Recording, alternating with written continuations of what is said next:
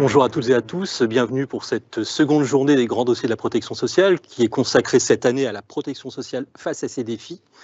Alors nous avons le plaisir d'organiser aujourd'hui une table ronde qui est totalement au cœur de notre problématique puisque l'on va aborder cet après-midi lors de cette première table ronde, il y en aura 3, le système de protection sociale face aux évolutions économiques et socio-démographiques.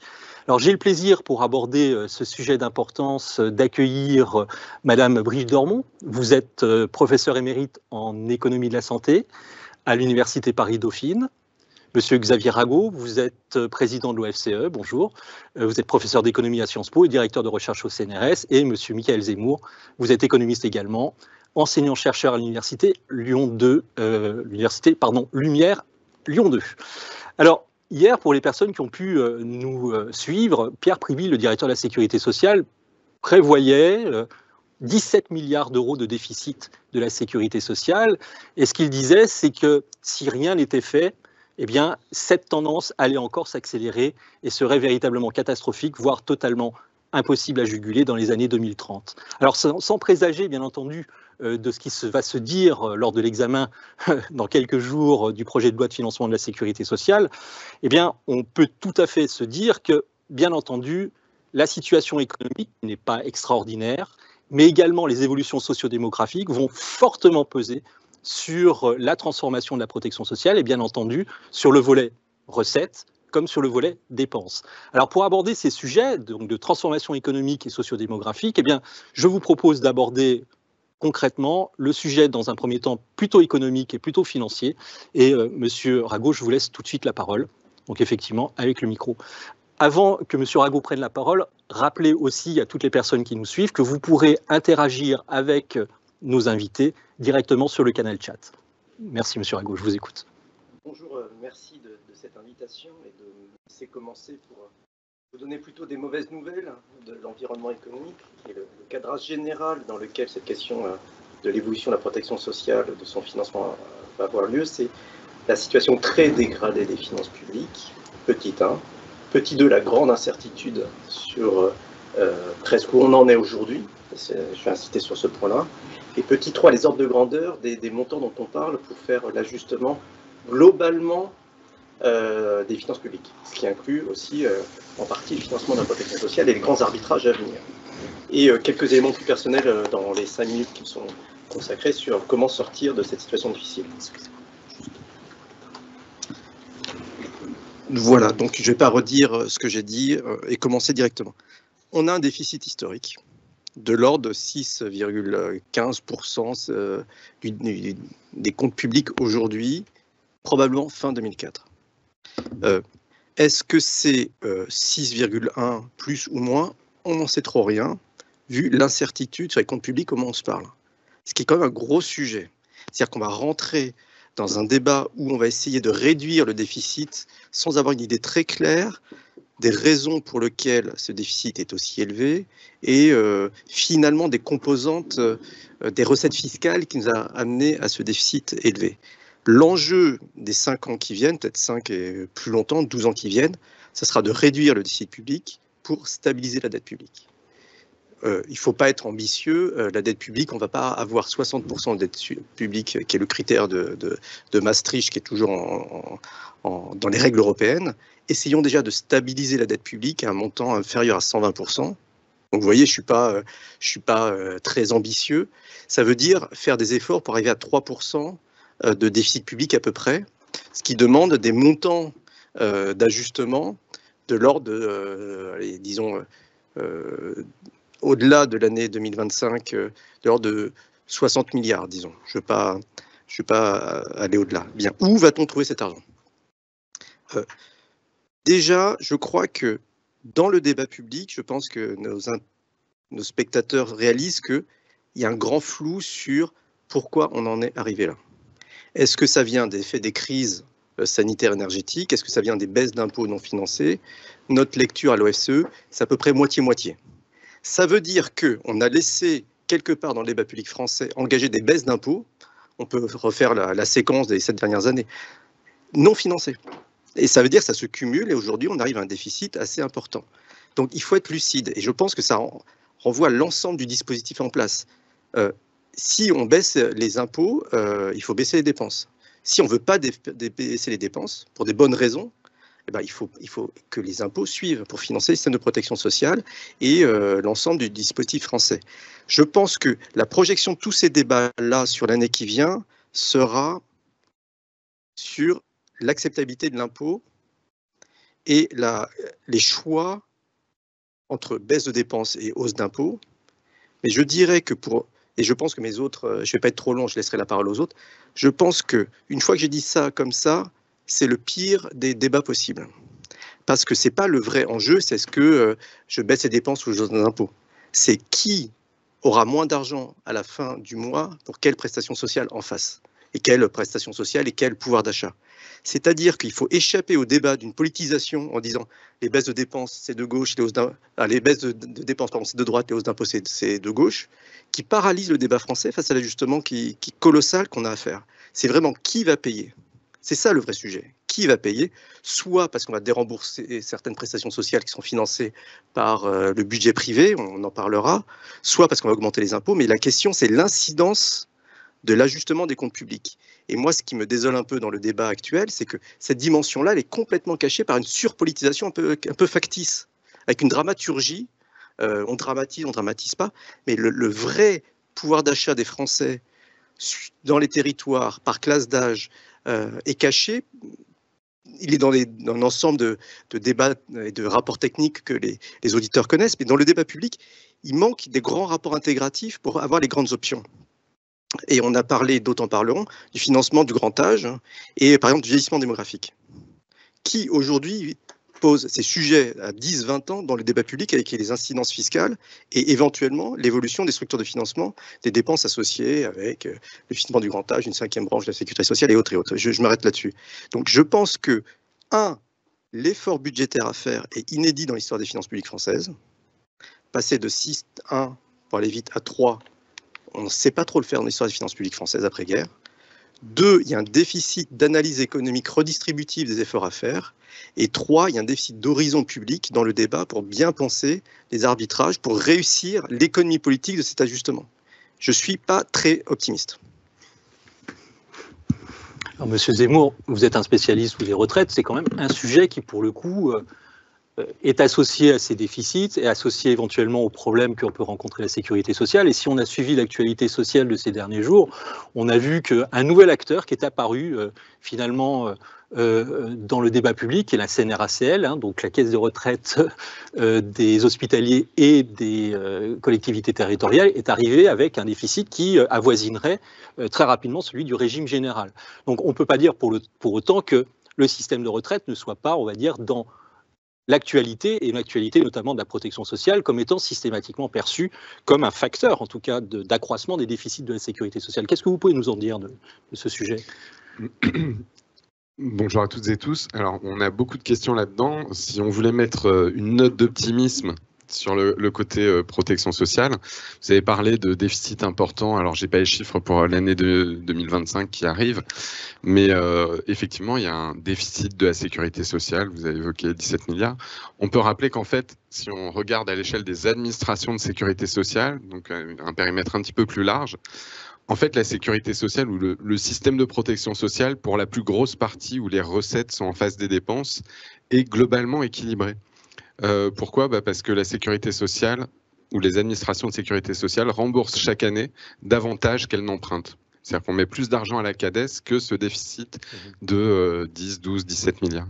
Et donc, globalement, la protection sociale telle qu'on la connaît aujourd'hui, elle peut avoir des déficits localisés dans une caisse, par exemple, ou dans une autre, mais la protection sociale n'est pas financée globalement à crédit et on est plutôt dans une dynamique de désendettement. Donc ça pourrait être le premier élément. Pour nos auditeurs, vous parlez surtout du financement de la CADES, pour rappel, qui est financé par la CRDS, la CSG, etc., qui apporte en fait des ressources chaque année pour désendetter la sécurité sociale, et c'est fléché. C'est ça, il y a une partie des prélèvements sociaux qui ne financent pas des prestations, mais qui financent du désendettement. Et en fait, le désendettement est plus rapide que l'emprunt. Donc globalement, la protection sociale en France n'est pas une source majeure de déficit. Deuxième élément de diagnostic un petit peu positif, Xavier Rago l'a dit, il y a un dérapage des comptes publics qui est flagrant. Il n'est pas dû à un dérapage des dépenses de protection sociale. Il y a eu des dépenses extraordinaires de protection sociale pendant les périodes de confinement et post-confinement, notamment en matière de santé, aussi d'assurance chômage, donc qui ont creusé la dette ponctuellement. Mais aujourd'hui, par rapport au PIB, le niveau de dépenses de protection sociale est comparable à ce qu'il était en 2017. Donc il n'y a pas eu de dérapage de ce côté-là. Le dérapage des finances publiques, il vient bien des recettes, et plutôt des recettes fiscales que des recettes sociales. Ça, c'est le deuxième point de diagnostic. Maintenant, je ne voudrais pas avoir un diagnostic général angélique, ce n'est pas du tout le cas. Le défi de la protection sociale, auquel on est déjà confronté depuis 20 ans, mais qui va se prolonger encore plus fortement à l'avenir, c'est que la protection sociale couvre des risques, retraite, santé par exemple, et ces risques, selon toute vraisemblance, ils vont être plus dynamiques que la croissance. Et donc ça veut dire que si on garde exactement le mode de prélèvement obligatoire qu'on a pour avoir des ressources, en face, on va avoir des risques qui vont aller plus vite. Et donc, c'est ça le grand défi. Alors, c'est très clair pour les retraites. On est en gros à 20% de la population française retraitée. On va vers 25% de la population française retraitée. Donc, quand vous avez un risque qui augmente, vous avez différentes options. Vous pouvez dire, le risque augmente, je vais consacrer davantage de ressources pour m'assurer contre ce risque. C'est un réflexe tout à fait normal et historiquement, c'est ce qu'on a fait. Avec l'augmentation du nombre de retraités et de l'espérance de vie, historiquement, la France a consacré davantage de ressources pour son système de retraite, pas forcément en améliorant les droits. Les droits ont augmenté jusqu'au début des années 80, mais les droits individuels ont plutôt tendance à se dégrader, dans le mode de calcul en tout cas, si les gens arrivent avec des meilleures carrières. Mais simplement, on a plus de retraités, donc on consacre plus de ressources. Ça, c'est la première option. La deuxième option, c'est de dire on gèle les ressources, parce qu'on ne veut pas consacrer davantage de moyens à couvrir un risque, mais le risque augmente. Et là, il peut se passer deux choses. Soit vous le couvrez moins bien, donc c'est ce qui est projeté aujourd'hui. Si on garde l'enveloppe consacrée aux retraites au niveau où elle est, 14 points de PIB, et qu'on a plus de retraités, on prédit des retraites en baisse, donc qui arrivent plus tard d'abord parce qu'on a décalé l'âge, mais aussi un niveau de vie des retraités qui revient à ce qu'il était au début des années 80, c'est-à-dire pas de la grande pauvreté, mais un décrochage de niveau de vie quand on arrive à la retraite. Ça, c'est une option, c'est-à-dire moins d'argent pour un risque qui augmente, on le couvre moins bien. Autre option, et ça dépend un peu du comportement des acteurs, ce risque est privatisé. C'est-à-dire qu'on met moins d'argent public, mais ça ne coûte pas moins cher aux agents parce qu'ils pensent que ce risque est important. Ils ne veulent pas voir leur niveau de vie décroché à la retraite. Éventuellement même, ils ne veulent pas être en situation de devoir travailler jusqu'à 64 ans. Et donc, ils épargnent ou ils mettent dans des fonds de pension. Et donc, en fait, les prélèvements obligatoires qu'on ne met pas sur les retraites publiques ou par répartition, on les met dans de la retraite par capitalisation. Et donc, voilà les termes du défi auquel on est confronté. Économiquement, il n'y a pas de raison a priori de dire qu'on ne touche pas au prélèvement obligatoire. C'est-à-dire qu'il n'y a pas de raison économique de dire qu'on a atteint un maximum. En particulier sur les retraites ou sur la santé. C'est des questions d'arbitrage. Pour les retraites, l'arbitrage, c'est quelle est la part du revenu chaque année qui est réservée aux actifs et aux actifs en emploi et quelle est la part du revenu qui est consacrée aux personnes à la retraite. Pour la santé, l'arbitrage est un peu différent. C'est qu'est-ce qu'on consomme en matière de santé par rapport à d'autres types de consommation qu'on pourra avoir, logement, alimentation, loisirs, etc. Mais a priori, il n'y a pas de raison de dire on a atteint le maximum. Et alors un dernier mot, est-ce que du coup c'est possible ? Avec Elvire Guillot notamment, on a étudié des enquêtes de sondage de l'adresse pour savoir ce que pensaient les assurés des prélèvements sociaux. Et en fait, un de nos résultats, c'est que on parle souvent de révolte fiscale, on n'a pas de révolte des cotisants. C'est-à-dire quand on demande aux assurés, est-ce que vous souhaitez voir baisser vos prélèvements sociaux en échange d'une baisse de prise en charge ? Non seulement la réponse est non très majoritairement, à plus de 70-80%, mais en plus cette réponse non, elle augmente. C'est-à-dire qu'il y a un vrai soutien aux prélèvements sociaux. Alors, une fois qu'on a dit ça, il faut tempérer. D'abord parce que personne n'est content de payer des prélèvements sociaux.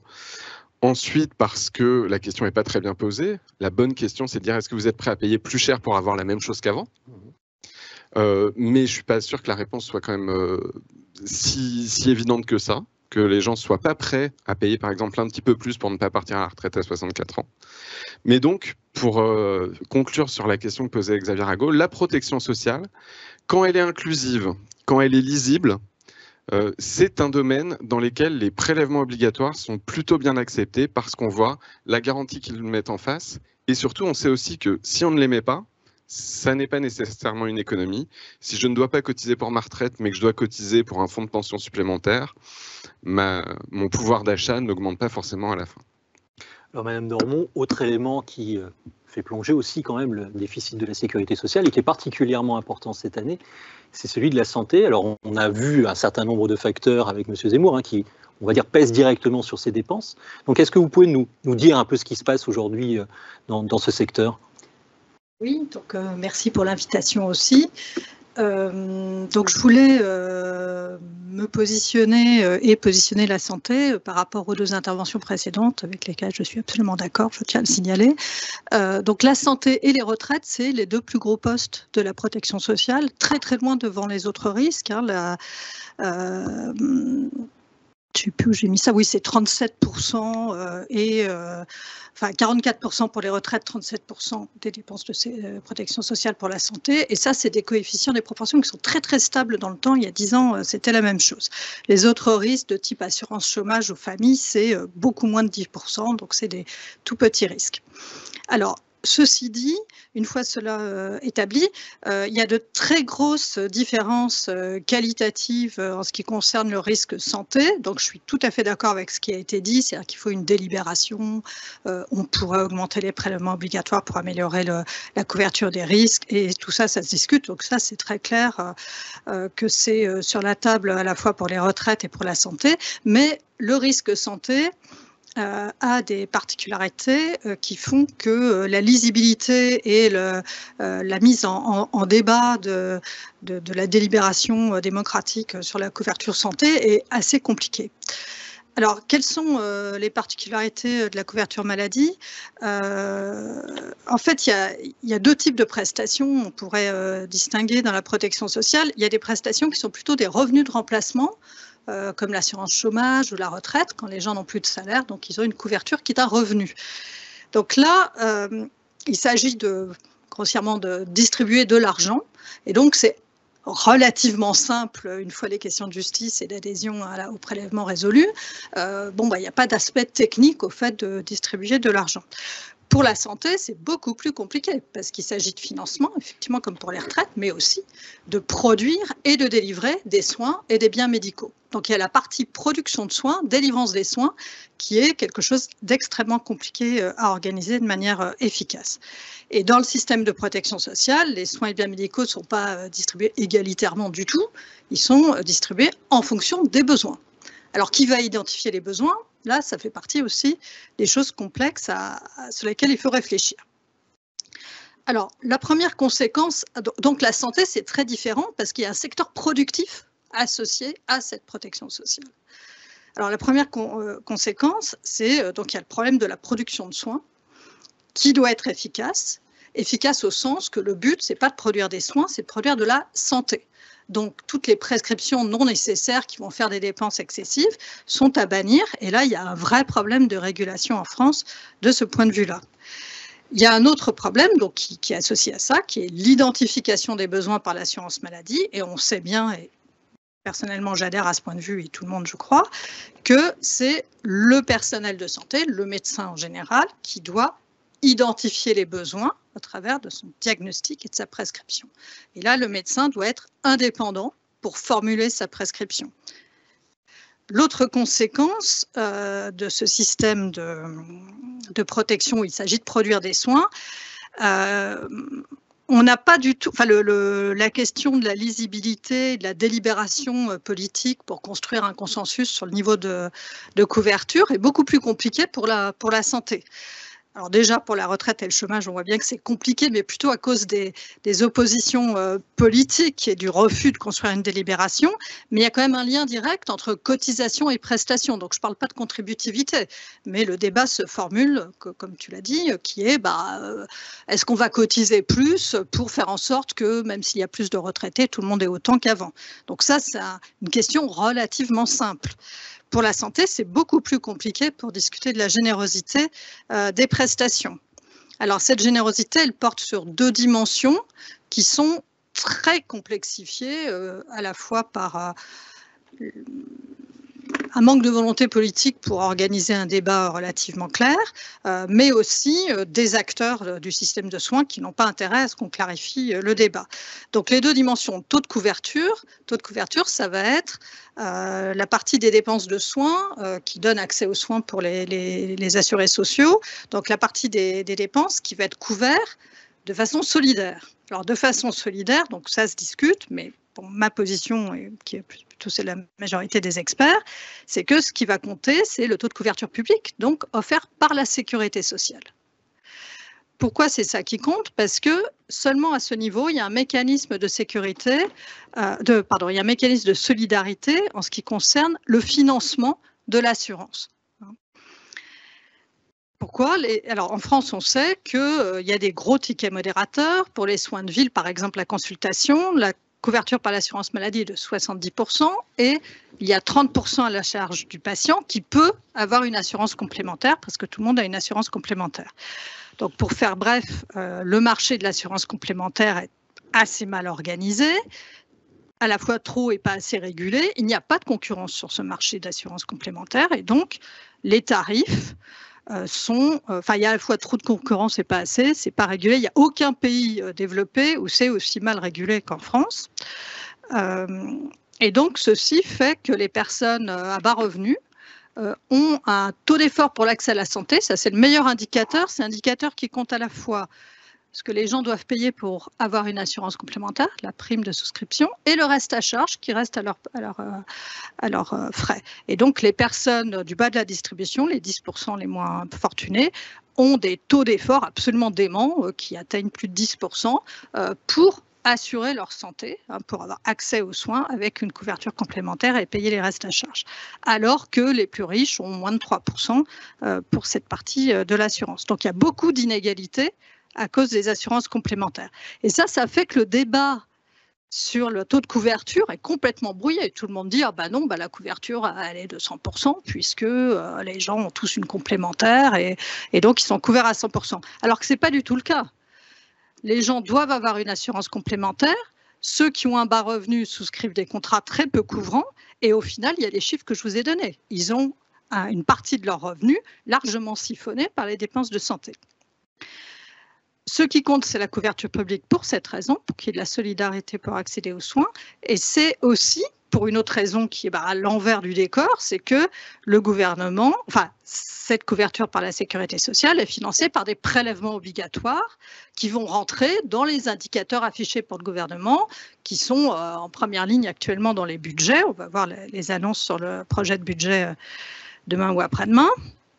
Et donc, le gouvernement peut avoir intérêt, pour une raison purement cosmétique, à baisser le taux de couverture par la sécurité sociale en disant on va passer de 70% pour la consultation à 60%. Donc ça, il n'y a pas encore eu d'annonce officielle, mais c'est dans les tuyaux, donc il y a beaucoup de bruit qui remonte de ce point de vue-là, qui est qu'on va, une façon très simple de gagner beaucoup d'argent, on ne sait pas où on va trouver les 40 milliards de baisse de dépenses publiques, mais là, il y a de quoi avoir une sérieuse rentrée d'argent si on baisse cette couverture. Et il est certain que le discours, donc si cette annonce est confirmée, le discours qui va accompagner cette annonce, c'est mais ça ne change rien pour les assurés parce que c'est les complémentaires qui vont couvrir.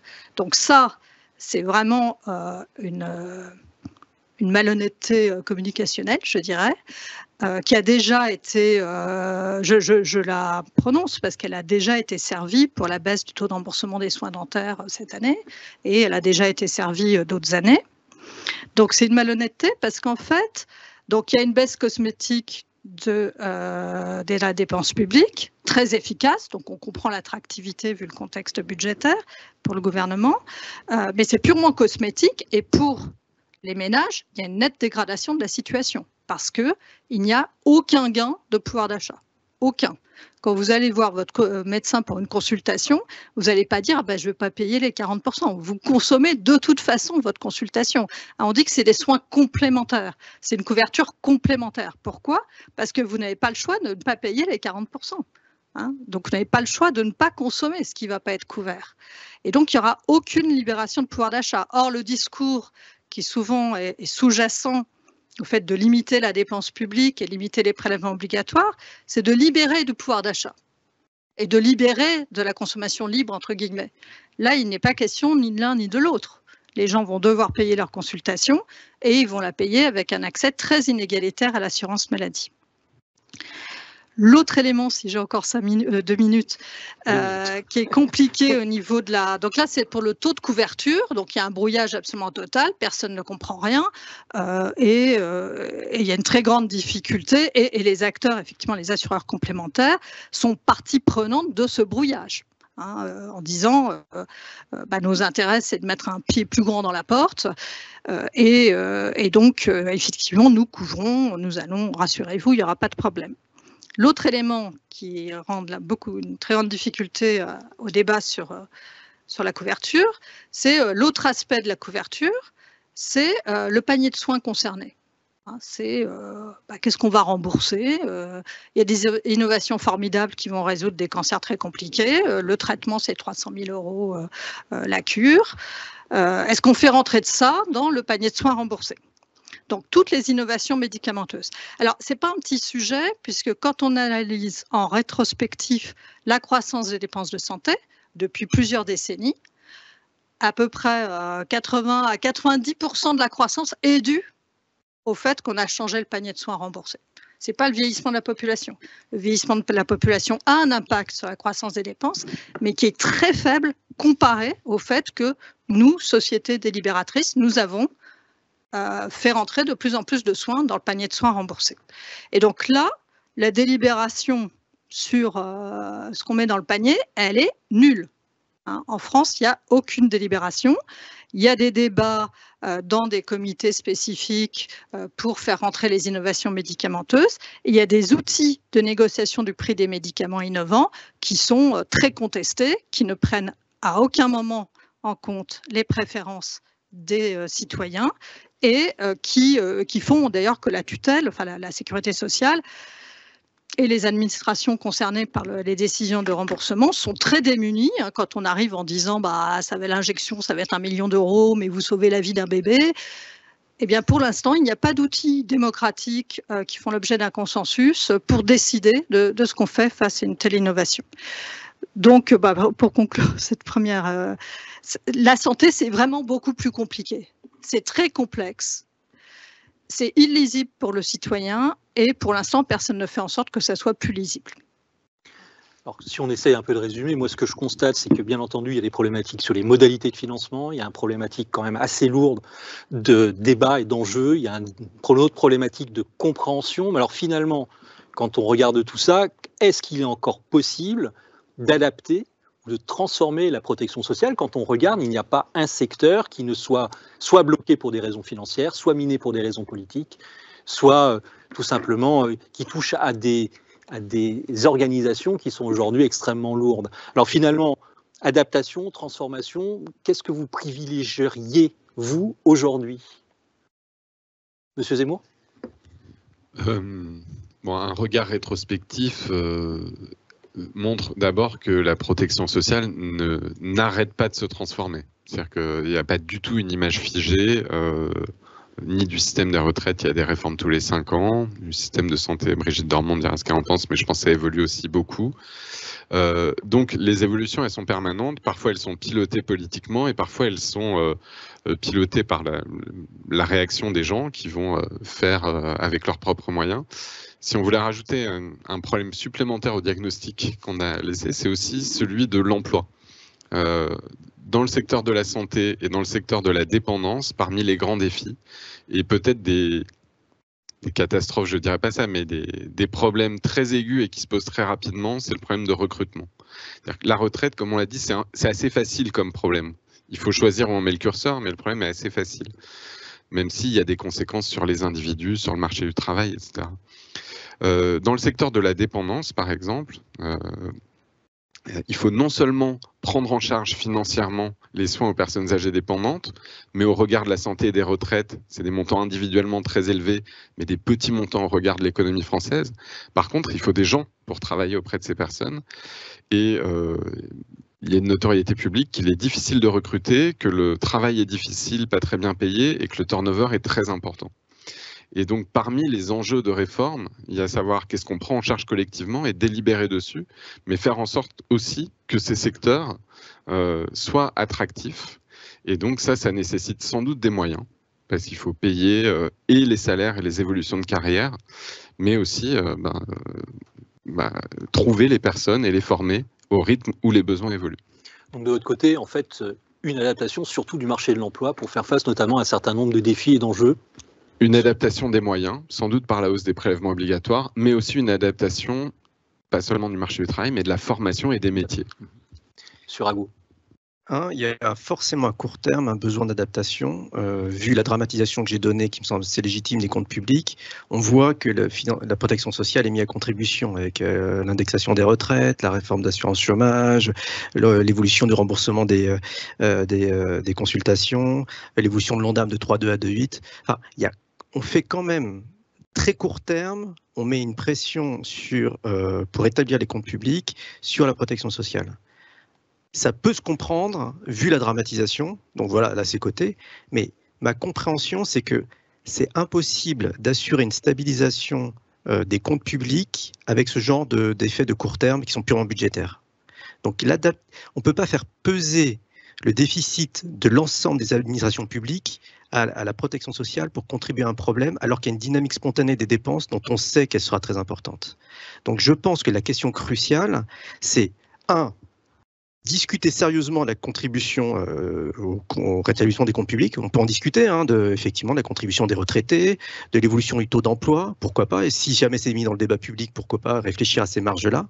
Mais je pense que c'est essentiel de se concentrer sur les nouvelles dépenses à venir, les identifier, essayer de mettre des ressources durables en face de dépenses durables à venir, pour éviter que des dramatisations comme ça entraînent des déstabilisations de certains comptes sociaux pour des raisons vraiment d'une certaine brutalité vu la dramatisation de la situation publique actuelle. Ce budget, je pense que on verra ce qui va se passer, mais je pense que l'essentiel pour le budget de l'État et aussi pour la protection sociale, c'est le 2026. Je pense qu'on a un an pour réfléchir vraiment à qu'est-ce qu'on veut financer, qu'est-ce qu'on veut changer durablement, quelles cotisations éventuellement on doit augmenter pour une prévision à long terme. On a besoin d'investir l'année 2025 pour vraiment envisager une projection des dépenses de protection sociale sur les 10 ans qui viennent. Cette France dans 10 ans, de la protection sociale en 10 ans, je ne la vois pas. Alors, il y a eu certains rapports fameux sur l'effet de la dépendance, sur l'évolution de la protection sociale. Mais en face, maintenant, il faut mettre dans le débat public des recettes pérennes. Et si c'est des recettes pérennes, ça sera probablement des cotisations sociales ou les outils qui fonctionnent, comme la CSG, la CRDS, qui ont des problèmes parce que c'est peut-être pas assez redistributif. Bon, ça, je ne vais pas rentrer dans le débat, mais au moins, c'est des ressources pérennes face aux dépenses pérennes. Sinon, on risque des coûts d'accélération vis-à-vis de la dramatisation d'une possible difficulté financière à venir. Je ne veux pas être inquiet sur le budget 2026, mais je pense que le débat français sur le budget 2026 est très balbutiant et j'ai peur qu'on ait des marges d'ajustement qui ne soient pas en phase avec la demande des Français quand ils se rendront compte de ce qu'on va faire pour de vrai, quoi. Monsieur Rago, juste quand même, on a les outils aujourd'hui, notamment la loi de financement de la sécurité sociale, dont, on va dire, l'horizon est quand même très court-termiste. Et on a vu l'année dernière l'adoption par la force, en fait, en quelque sorte, le débat démocratique que vous attendez derrière, puisque dégager des ressources pérennes, dégager en fait un horizon qui soit, on va dire, à défaut d'être partagé par tous, compris par tous. Aujourd'hui, est-ce que des outils comme les lois de financement de la sécurité sociale, l'Ondam, etc., sont encore aujourd'hui des outils qui, pour vous, sont en adéquation avec ce que vous recherchez, justement, cette pérennité? Je vous donnerai un exemple. Votre micro, s'il vous plaît. Nous, observateurs, économistes, on a un outil qui est la projection à 5 ans des dépenses publiques de la France, globalement, qui s'appelle le programme de stabilité. Qui est la France, elle donne ce programme de stabilité à 5 ans pour envisager une trajectoire qui inclut toutes les dépenses sociales, toutes les dépenses de l'État, les recettes et les réformes à venir.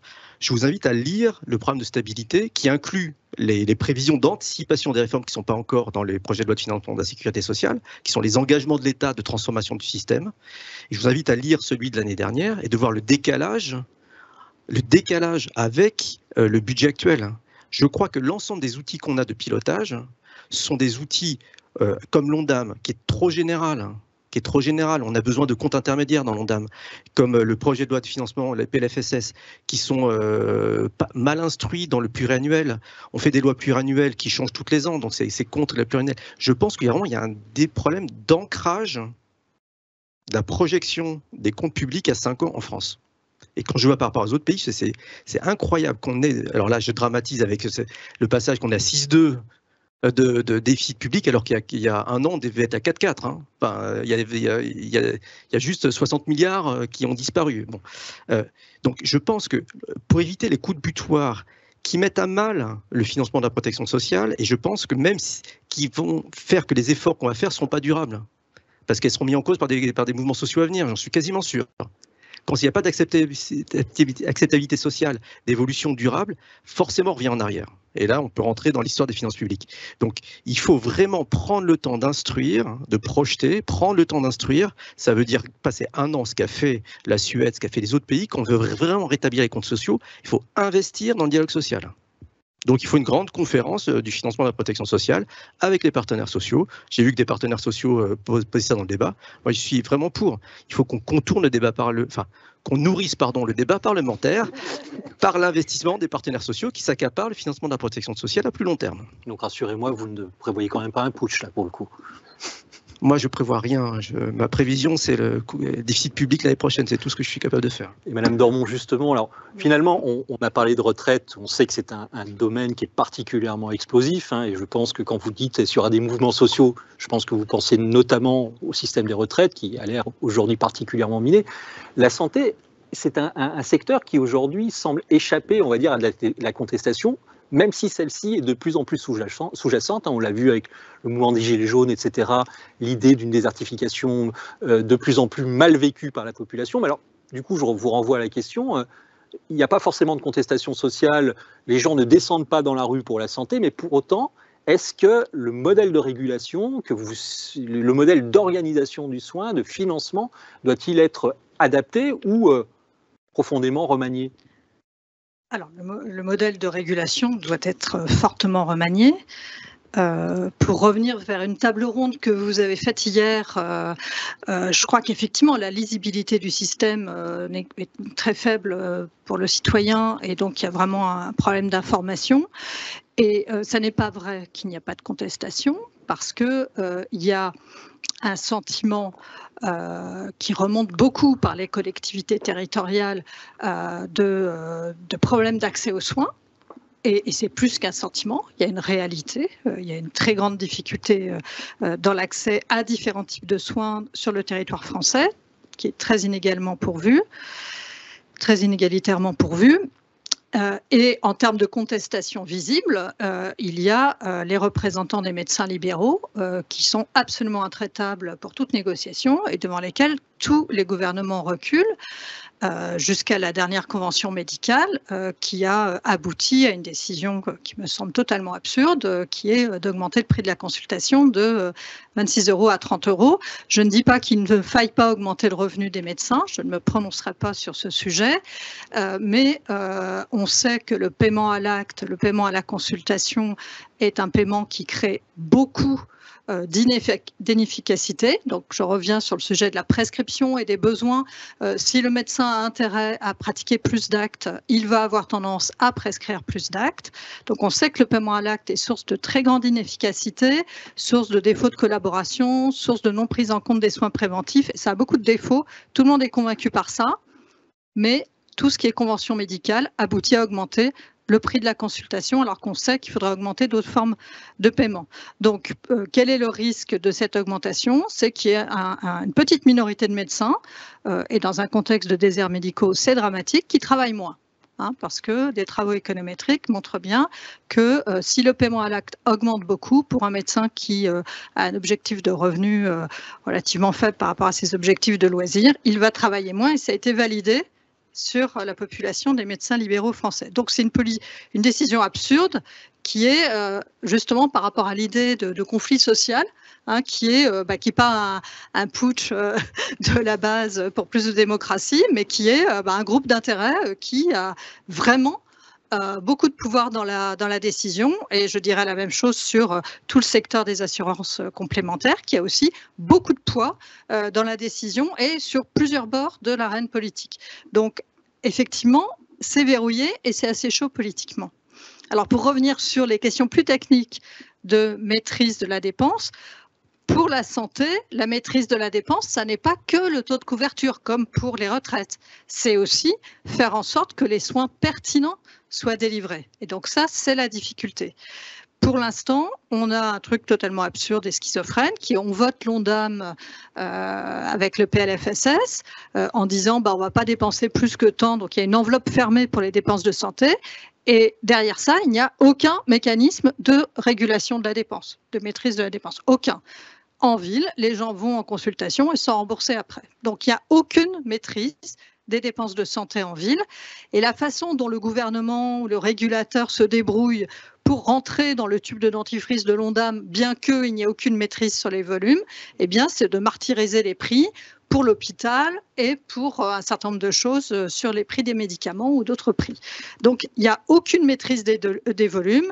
Et pour rentrer dans l'enveloppe fermée, on joue sur les prix. Alors ça a produit, donc on est plusieurs à avoir parlé de ça, hein, ça a produit rétrospectivement, quand on analyse ce qui s'est passé pour l'ONDAM, qui est à l'équilibre depuis un certain nombre de temps, ça a produit quelque chose où on a baissé les tarifs hospitaliers tous les ans pour apurer l'excès des dépenses de ville constatées parce qu'il n'y a aucune maîtrise. Cette année encore, donc je vais noter sur un papier que je n'ai pas pris, il y a eu, en 2022, on a mesuré, dans le dernier rapport sur les comptes de la sécurité sociale, on voit qu'il y a une explosion des volumes de soins des spécialistes libéraux, avec plus de 6% de dépenses. Ça, c'est avant l'augmentation des tarifs. Il va y avoir l'augmentation des tarifs par-dessus. Il n'y a aucune maîtrise.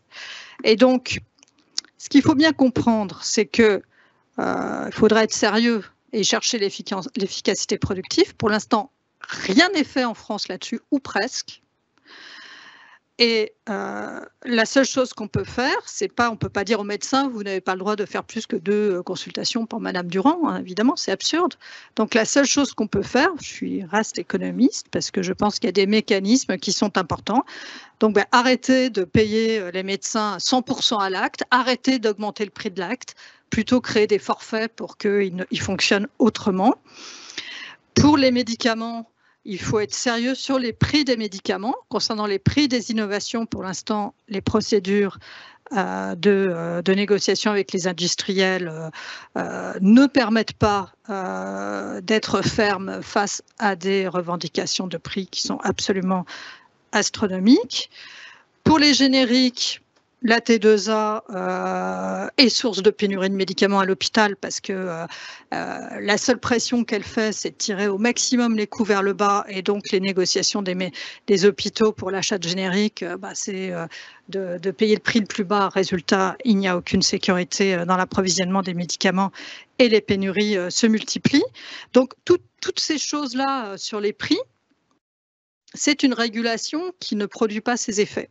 Donc, à mon avis, il y a une chose peut-être pas si simple que ça à faire, mais il y a une idée claire qui pourrait être mise en musique. Alors, le dernier cri de l'évolution qui est extrêmement inquiétante, on a l'impression d'aller dans le mur, c'est la financiarisation, dont vous allez parler, je crois, dans la séance d'après. La financiarisation, ce sont des instituts financiers, enfin des gros groupes financiers qui investissent des parties du système de soins, des centres de radiologie, des centres dentaires, et ils peuvent prescrire des radios à tire-larigot qui sont remboursés par derrière. Bon, le sujet, c'est la prescription. Le sujet sur lequel personne ne réfléchit, enfin, ou personne n'ose réfléchir, c'est la prescription. Il faut impérativement mettre en place un mécanisme qui fasse que les médecins qui prescrivent soit sont complètement indépendants d'un intérêt financier, que leur centre de soins ne dépendent pas de BlackRock, ou que s'ils prescrivent dans le cadre d'une clinique privée, eh bien là, ils ont de fortes chances d'avoir un intérêt financier au résultat de la clinique. Et donc, il faut absolument déconnecter la prescription des intérêts financiers. Et pour cela, il faut faire en sorte que toute prescription soit émane d'un médecin qui est sans intérêt financier, qui est soit dans une structure à but non lucratif, soit dans une structure publique, soit si un médecin est dans une clinique privée à but lucratif, sa prescription soit validée par une deuxième prescription contrôlée.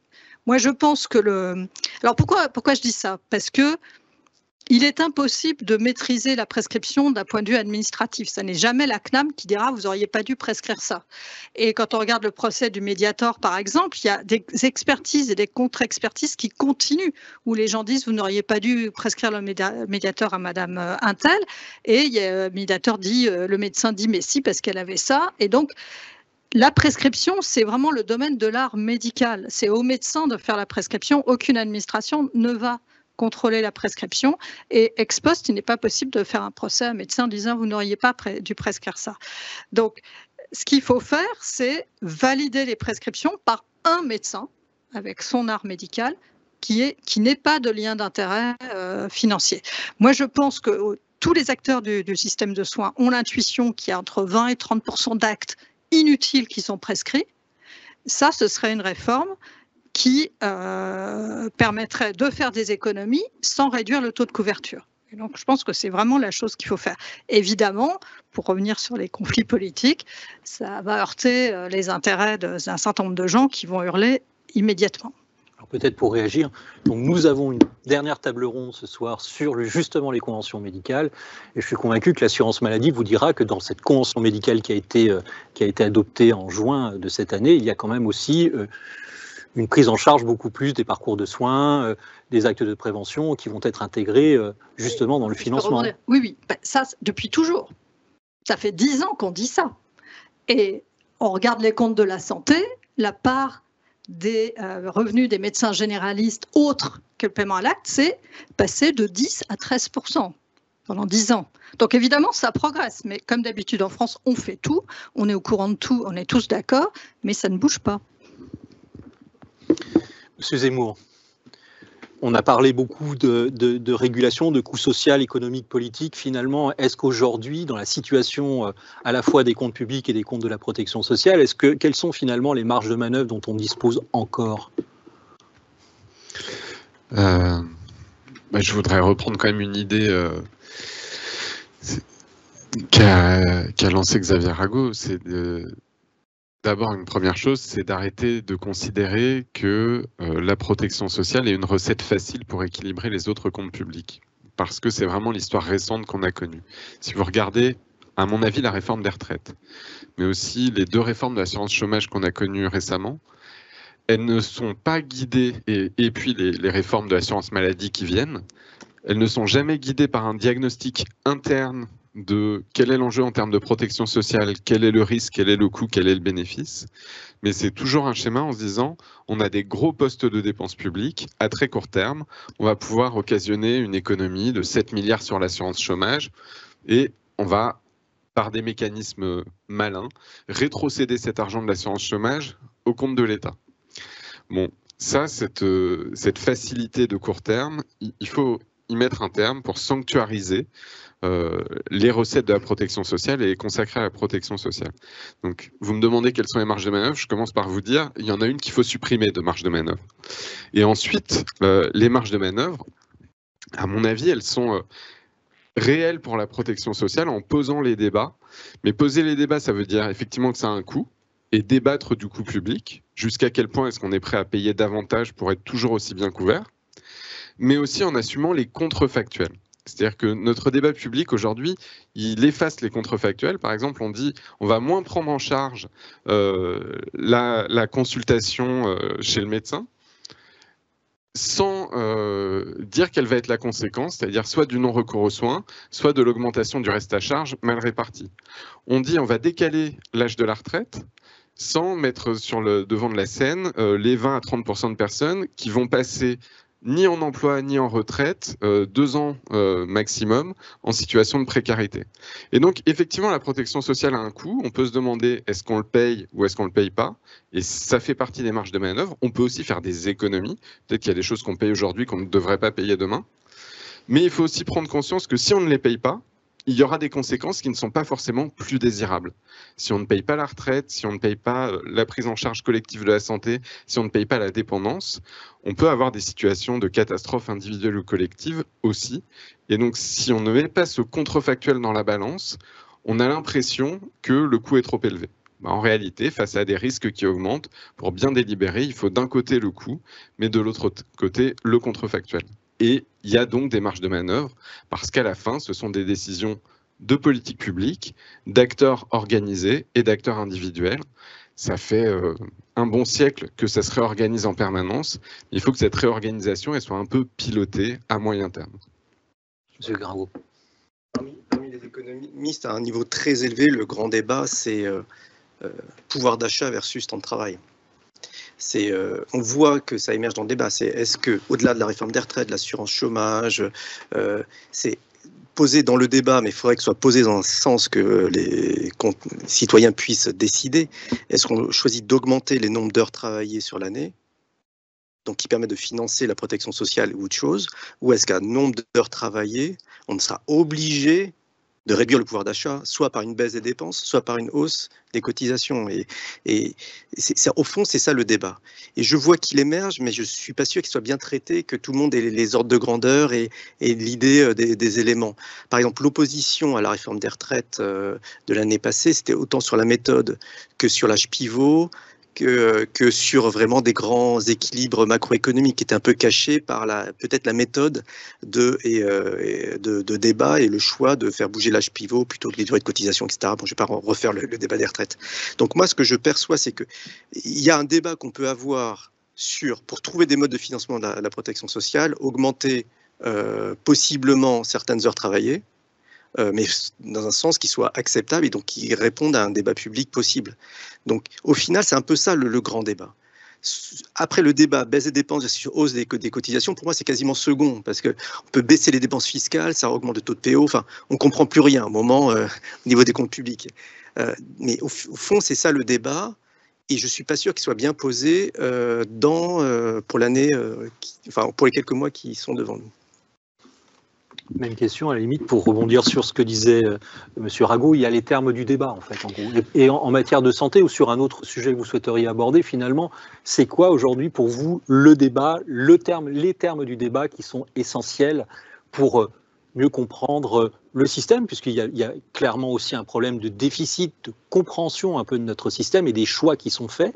Donc vous, dans votre secteur, peut-être la santé, finalement, le terme du débat essentiel aujourd'hui, c'est quoi ? Alors, j'ai du mal à répondre à une question aussi fondamentale, mais donc je suis tout à fait d'accord avec les deux interventions qui viennent d'être faites. Après, je ferai une petite critique. Enfin, tout de suite, j'ai pensé dans mon secteur sur la santé, il y a une petite échappatoire qui, si on gagne 30% d'efficience, on a un petit souffle d'air, mais je suis d'accord avec vous, c'est de toute façon transitoire. Imaginons qu'on accède à la pleine efficience, là se posera exactement ce débat de plus de solidarité, versus plus de dépenses. Après, justement, par rapport à ce que disait Xavier Rago, je suis assez d'accord que ça se pose comme ça d'une certaine manière, mais à mon avis, tu es contradictoire avec ta première intervention. Moi, je pense que l'essentiel, un élément tout aussi essentiel que celui-là, c'est la question de la répartition et des inégalités. Donc, pour revenir dans mon sujet sur la santé, donc la question couverture par des complémentaires ou pour l'assurance maladie, cette question, c'est une question d'efficience, mais c'est aussi une question d'inégalité sociale et de différence du poids de la santé dans le budget des ménages. Quand on fait riper vers plus de complémentaires, la santé va peser beaucoup plus lourd dans le budget des ménages démunis. Et pour revenir sur la question de l'évaluation des innovations médicamenteuses, ce qui n'existe pas dans les mécanismes de décision actuels, il y a juste un débat homogène, comme s'il n'y avait pas d'inégalité entre ce que va apporter le médicament et ce que ça va coûter. Alors que le point essentiel, c'est qui est affecté par la maladie qui va être soignée de manière révolutionnaire et qui va payer. Et donc, les aspects redistribution du coût de l'innovation entre les différentes classes sociales, niveau de revenus, sont tout à fait essentiels à prendre en compte, et ça n'est pas le cas. Et je crois que le débat sur plus de travail versus plus de croissance, enfin moins de travail versus plus de croissance, comme tu disais, on coince les gens en disant plus d'impôts ou pas plus d'impôts. On coince les gens. La question, c'est qui paye des impôts actuellement, à quel taux et quelle est l'égalité, la répartition du poids de la fiscalité qu'on veut dans notre société. Donc, il y a véritablement un sujet qui va avec plus ou moins de travail. Un mot de la fin, peut-être. Si vous deviez prendre aujourd'hui une décision dans le cadre de la loi de financement de la sécurité sociale ou autre, qu'est-ce que vous feriez? Une esquisse de bonne nouvelle peut-être, c'est le fait que les partenaires sociaux, et notamment les organisations syndicales, semblent être reconsidérés par le nouvel gouvernement comme des interlocuteurs. On verra si ça se précise ou pas, mais dans le pilotage de la protection sociale dans les dernières années, un fait vraiment marquant, c'est la rupture de dialogue très forte sur la réforme des retraites, sur la réforme de l'assurance chômage, avec des positions non négociables d'entrée de jeu du gouvernement. Et là, en cette rentrée, il semble que la ministre souhaite redonner la main aux partenaires sociaux sur l'avenir de l'assurance chômage. Les partenaires sociaux, les syndicats, font un communiqué commun très large en disant on est prêt à rouvrir le débat sur les retraites très généralement, à condition de revenir sur l'âge des 64 ans. Et ça, c'est une forme de souffle d'air, y compris parce que du point de vue du pilotage, les partenaires sociaux ne prennent pas toujours les meilleures décisions, mais ils ont un regard qui leur est propre et ils peuvent porter le regard un peu plus loin dans le temps, notamment avec des institutions comme le Conseil d'orientation des retraites. Madame Dormont, en un mot. Je suis tout à fait d'accord, mais sur les partenaires sociaux, je vais revenir sur mon sujet. Donc sur les partenaires sociaux, c'est vrai que certains partenaires sociaux, en 2012, ont vraiment fait des choix contraires à mon avis, à l'intérêt général en matière de santé, pour une négociation qui portait sur le travail. On peut préciser l'allusion, vous parlez de la complémentaire santé obligatoire en entreprise. Voilà, l'ANI, donc qui était une sorte de système d'échange. Donc Hollande venait d'arriver au pouvoir et il y a eu une négociation pour donner des gages européens sur une réforme structurelle de type flexi-sécurité. Et un des partenaires sociaux, je ne sais pas, la CFDT, a dit « Ok, je signe si en article 1, on met la complémentaire santé obligatoire en entreprise, qui a pas créé un vice fondamental dans le système, mais qui a accentué un vice essentiel dans le système d'assurance maladie, créant beaucoup d'inégalités qui sont encore en discussion actuellement, parce que des gens parlent de complémentaires pour les personnes âgées. C'est vraiment une des suites logiques des déséquilibres créés par l'ANI. Monsieur Rago, le dernier mot, le mot de la fin. COR, HCAM, HCFIPS, COE, Comité SMIC. Il y a plein de très bons rapports, de gens très intelligents qui projettent la protection sociale en différents domaines. Je pense qu'il faut consolider tout ça et voir vraiment la protection sociale globalement articulée avec les comptes publics globalement à 10 ans. Il y a des projets de fusion du France Stratégie avec le commissaire, etc., etc. Ça ne sera que des mots si jamais on ne réinvestit pas vraiment des structures de dialogue social avec une projection globale des comptes publics, de toutes les faire en compte à 10 ans pour vraiment montrer les dépenses nécessaires, les paniers de soins peut-être qu'on voudra assumer dans 10 ans et mettre encore une fois des recettes PNRN en face. Pédagogie, explication, dialogue, compréhension.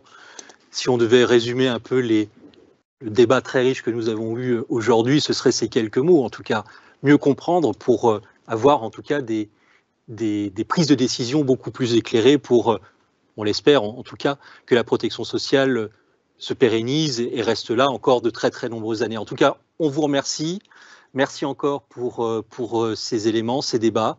Et on va rendre l'antenne pour cette première table ronde. On se retrouve dans une demi-heure sur justement un sujet que nous avons commencé à aborder, qui est la financiarisation du système de santé.